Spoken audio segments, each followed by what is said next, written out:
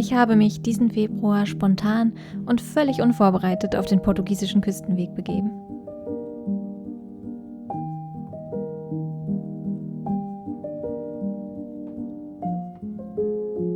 Im Januar war ich aufgrund privater Sorgen ungewöhnlich energiearm. Ich habe die meiste Zeit am Schreibtisch oder auf der Couch verbracht und das Haus kaum verlassen.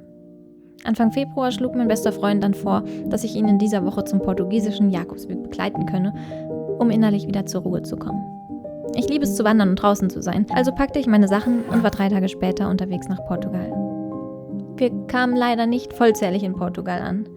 Von dem Rucksack meines besten Freundes fehlte jede Spur. Die Fluggesellschaft meinte, verlorene Gepäckstücke würden vermutlich am Abend nachgeliefert werden.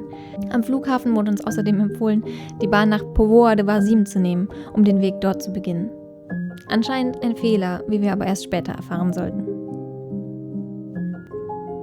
Der Weg führte uns zunächst an der Küste entlang und über schöne Holzstege.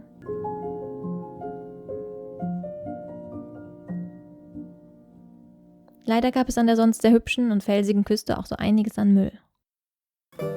Beim Gehen war ich sehr viel mit meinen Gedanken beschäftigt.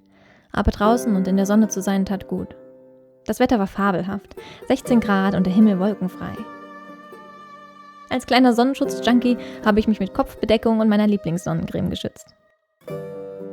Auf dem Weg finden sich jede Menge Herbergen, von denen einige im Februar allerdings noch geschlossen sind. Mit offiziellem Saisonbeginn am 1. März gibt es dann deutlich mehr Übernachtungsoptionen. Am Anfang hatten wir nur einen Pilgerpass dabei, was zunächst auch gar kein Problem war.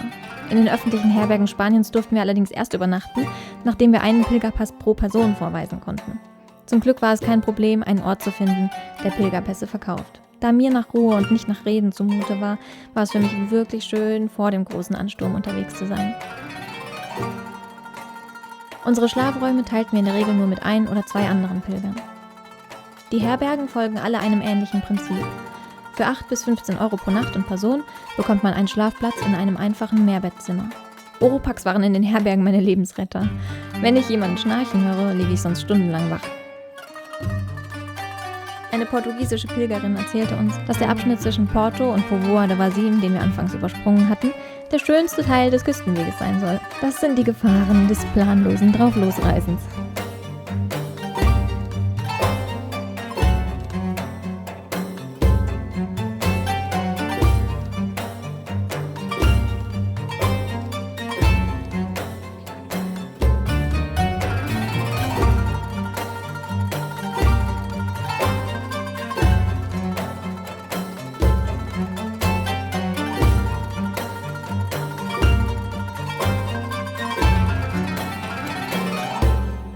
Um von Portugal nach Spanien zu kommen, nahmen wir ein Motorboot-Taxi. Eine Brücke gab es hier nicht.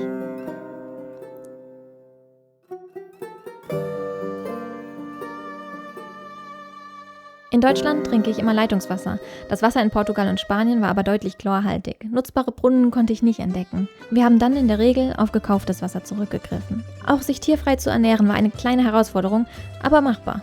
Bis auf wenige Ausnahmen habe ich auf Suppen, Brot oder Salate zurückgegriffen.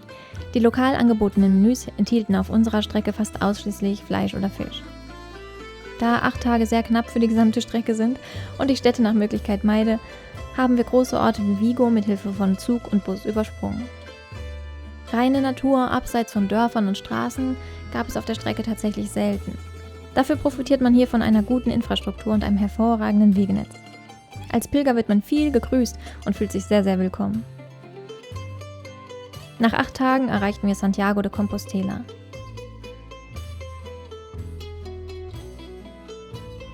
Wir sind jetzt in Santiago angekommen, aber wir haben immer noch nur einen Rucksack, weil wir haben nie zurückgehört von der Fluggesellschaft. Niemals. Ja, meine Tasche ist verloren gegangen. Ja. Ich bin sehr happy darüber. Warum? Ich musste nie eine Tasche tragen. Ja. Auf dem Weg. Aber wir haben festgestellt, man muss eigentlich fast nichts einpacken für eine Woche. 1, 2 Teile habe ich mir ja gekauft, aber ja, insgesamt braucht man nicht so viel Zeug. Man braucht echt wenig. Das Absolut. ist schon zu viel. Wir ließen den Anblick der Kathedrale auf uns wirken und erholten uns bei einem hervorragenden veganen Essen. Im Gegensatz zu dem Rucksack sind meine Sorgen auf dem Weg nicht verschwunden. Aber der Abstand und das viele Draußensein taten dennoch gut. Mein nächster Weg der Wahl wäre vermutlich der Camino Aragones, der mehr direkt durch die Natur führen soll.